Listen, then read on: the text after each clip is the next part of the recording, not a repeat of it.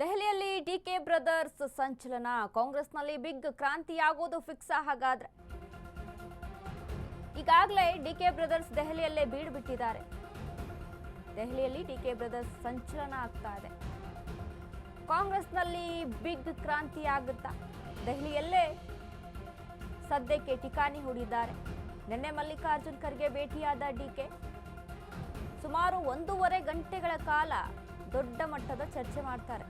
ರಾಜ್ಯದ ಬೆಳವಣಿಗೆಗಳ ಕುರಿತು ಡಿಕೆ ಬ್ರದರ್ಸ್ ಚರ್ಚೆ. ಪವರ್ ಶೇರಿಂಗ್ ಬಗ್ಗೆಯೂ ಡಿಕೆ ಮಾತುಕತೆ.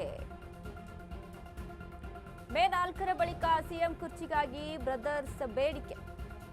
ಮುಸ್ಲಿಮರ ಬಗ್ಗೆಯೂ ಖರ್ಗೆ ಜೊತೆ ಡಿಕೆ ಚರ್ಚೆ. ಏನು ಆಗದಂತೆ ನಾನು ನೋಡಿಕೊಳ್ತೇನೆ, ಪಕ್ಷಕ್ಕೆ ಯಾವುದೇ ಡ್ಯಾಮೇಜ್ ಆಗಲ್ಲ ಎಂದು ಸಂದೇಶ. ಎಸ್, ಸದ್ಯಕ್ಕೆ ಡಿಕೆ ಶಿವಕುಮಾರ್ ಅವರ ಸ್ಥಾನ ಕೆಪಿಸಿಸಿ ಅಧ್ಯಕ್ಷರು, ಉಪಮುಖ್ಯಮಂತ್ರಿ. ಸೊ ಡಿಕೆ ಶಿವಕುಮಾರ್ಗೆ ಇರುವಂತಹ ಜವಾಬ್ದಾರಿಗಳೇನು? ರಾಜ್ಯದಲ್ಲಿ ಪಕ್ಷಕ್ಕೆ ಯಾವುದೇ ರೀತಿಯಾದಂಥ ಡ್ಯಾಮೇಜ್ ಆಗಬಾರ್ದು. ಆ ಒಂದು ನಿಟ್ಟಿನಲ್ಲಿ ಸರಿದೂಗಿಸ್ಕೊಂಡು ಹೋಗಬೇಕಾಗುತ್ತೆ. ಏನಾದರೂ ಡ್ಯಾಮೇಜ್ ಆಯಿತು, ಏನಾದರೂ ಹೆಚ್ಚು ಕಮ್ಮಿ ಆಯಿತು ಅಂತ ಅಂದರೆ ಮೊದಲು ಡಿಕೆ ಶಿವಕುಮಾರ್ ಅವ್ರ ತಲೆಗೆ ಬರೋದು, ನೀವು ಯಾವ ರೀತಿಯಾಗಿ ಡಿಸಿಷನ್ನ ತೆಗೆದುಕೊಳ್ತಿದ್ದೀರಿ, ಏನು ಮಾಡಿದರೆ ಏನಾಗುತ್ತೆ ಅನ್ನುವಂಥದ್ದು ಪರಿಜ್ಞಾನ ಇರಬೇಕಲ್ವಾ ಅನ್ನುವಂಥ ನಿಟ್ಟಿನಲ್ಲಿ ಹೈಕಮಾಂಡ್ ಪ್ರಶ್ನೆ ಮಾಡೋದು ಡಿಕೆ ಶಿವಕುಮಾರ್ಗೆ. ಸೊ ಹಾಗಾಗಿ ದೆಹಲಿ ಟೂರ್ ಇದೀಗ ಡಿಕೆ ಬ್ರದರ್ಸ್, ಸುರೇಶ್ ಕುಮಾರ್ ಮತ್ತು ಡಿಕೆ ಶಿವಕುಮಾರ್ ಅವರ ದೆಹಲಿ ಟ್ರಿಪ್ ಏನಿದೆಯಲ್ಲ, ಇದು ಇಲ್ಲಿ ಏನೆಲ್ಲ ಚರ್ಚೆ ಆಗ್ಬೋದು, ಏನೆಲ್ಲ ಚರ್ಚೆ ಆಗಿದೆ ಅಂತ ನೋಡೋದಾದರೆ, ರಾಜ್ಯದಲ್ಲಿ ಕಾಂಗ್ರೆಸ್ ಪಾಳ್ಯದಲ್ಲಿ ಆಗ್ತಾ ಇರುವಂಥ ದೊಡ್ಡ ಮಟ್ಟದ ಬೆಳವಣಿಗೆಗಳು, ಅಲ್ಪಸಂಖ್ಯಾತರ ಮುನಿಸು, ಅಲ್ಪಸಂಖ್ಯಾತರ ಪ್ರೊಟೆಸ್ಟು, ಜಮೀರ್ ಅಹ್ಮದ್ ಖಾನ್ ನಡೆ ಇವಾಗ ಹೇಗಿದೆ, ಅಲ್ಪಸಂಖ್ಯಾತರ ಮಾತುಗಳು ಯಾವ ರೀತಿಯಾಗಿದ್ದಾವೆ, ಅದರ ಜೊತೆಗೆ ನಮ್ಮ ಪವರ್ ಶೇರಿಂಗ್ ಕಥೆ ಏನಾಯಿತು, ಹೈಕಮಾಂಡ್ ಮಾತು ಕೊಟ್ಟಿದ್ರಿ, ಆ ಮಾತಿನ ಪ್ರಕಾರ ನಡೆದುಕೊಳ್ತಿದ್ದೀರಾ. ಈಗಾಗಲೇ 3 ವರ್ಷ ಆಯಿತು, ಬಟ್ ಇನ್ನು 2 ವರ್ಷದಲ್ಲಿ ಡಿ ಕೆ ಶಿವಕುಮಾರ್ ಮನ ಮನ ಚೇಂಜ್ ಮಾಡಿಬಿಟ್ಕೊಂಡ್ಬಿಡ್ತಾರಾ, ಮೈಂಡ್ ಚೇಂಜ್ ಮಾಡ್ಕೊಳ್ತಾರಾ ಅನ್ನುವಂಥ ನಿಟ್ಟಿನಲ್ಲಿ ನೋಡೋದಾದರೆ, 2 ವರ್ಷ ಆದರೂ ನಾನು ಸಿ ಎಮ್ ಆಗಿರ್ತೀನಲ್ಲ ಅನ್ನುವಂಥ ನಿಟ್ಟಿನಲ್ಲಿ. ಯಾಕಂದರೆ ಮುಂದಿನ ಬಾರಿ ನಮ್ಮ ಪಕ್ಷ ಅಧಿಕಾರಕ್ಕೆ ಬರುತ್ತೆ, ಕಾಂಗ್ರೆಸ್ ಪಕ್ಷ ಅಧಿಕಾರಕ್ಕೆ ಬರುತ್ತೆ ಅನ್ನುವಂಥ ಭರವಸೆಗಳು ಅವರ ಪಕ್ಷದಲ್ಲೇ ಕಾಣಿಸ್ತಾ ಇಲ್ಲ.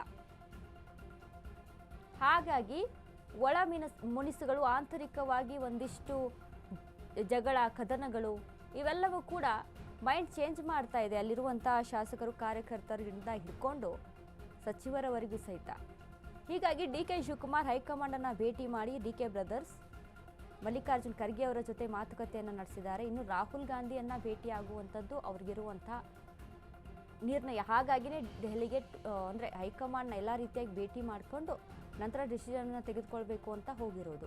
ಹೀಗಾಗಿ ದೆಹಲಿಯಿಂದ ಬರ್ತಾ ಇಲ್ಲ, ರಾಹುಲ್ ಗಾಂಧಿಯನ್ನು ಭೇಟಿ ಆಗುವವರೆಗೂ ವಾಪಸ್ ಆಗಲ್ಲ ಅನ್ನುವಂಥ ನಿಟ್ಟಿನಲ್ಲಿ ಇದ್ದಾರೆ. ಬಟ್ ರಾಹುಲ್ ಗಾಂಧಿ ಭೇಟಿ ಆಗ್ತಾರಾ ಇಲ್ವಾ ಕಾದ್ ನೋಡಬೇಕು.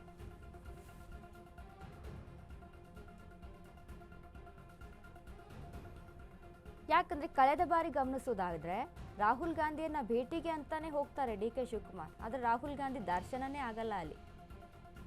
ಒಂದು ರೀತಿಯಾಗಿ ದೆಹಲಿ ಹೈಕಮಾಂಡ್ ನಮಗೆ ಟೆಂಪಲ್ ಇದ್ದಂಗೆ ಅಂತ ಮಾತಾಡ್ತಾರಲ್ಲ ಡಿ ಕೆ ಶಿವಕುಮಾರ್ಗೆ. ಹಾಗಾಗಿ ಡಿ ಕೆ ಶಿವಕುಮಾರ್ಗೆ ಟೆಂಪಲಲ್ಲಿ ದೇವ್ರ ದರ್ಶನನೇ ಸಿಗಲ್ಲ, ಆ ರೀತಿಯಾಗಿ ಆಗ್ಬಿಡುತ್ತೆ. ರಾಹುಲ್ ಗಾಂಧಿ ಭೇಟಿನೇ ಆಗಲ್ಲ. ಬೇಕು ಅಂತಲೇ ಹೈಕಮಾಂಡ್ ಅಲ್ಲಿ ಕಡೆಗಣನೆ ಮಾಡುತ್ತೆ ಡಿ ಕೆ ಶಿವಕುಮಾರ್ ಅವ್ರನ್ನ. ಇಷ್ಟಾದರೂ ಸಹಿತ ಡಿ ಕೆ ಶಿವಕುಮಾರ್ ಅವರ ಪಕ್ಷ ನಿಷ್ಠೆಯನ್ನು ಮೆಚ್ಚಬೇಕು. ಇಷ್ಟೆಲ್ಲ ಆದರೂ ಏನೇ ಆದರೂ ಸಹಿತ ಪಕ್ಷಕ್ಕೆ ಮಾತ್ರ ಬಿಟ್ಟು ಕೊಡುವಂಥ ಮಾತೇ ಇಲ್ಲ ಡಿ ಕೆ ಶಿವಕುಮಾರ್.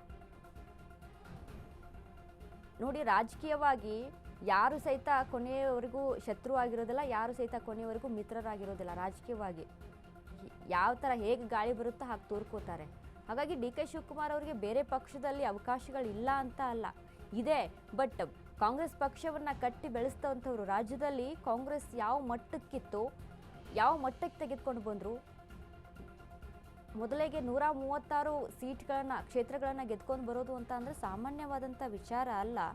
ಒಬ್ಬ KPCC ಅಧ್ಯಕ್ಷರಾಗಿ ಅವರಿಗೆ ಇರುವಂತಹ ಒಂದು ಪ್ರತಿಷ್ಠೆ ಅದು.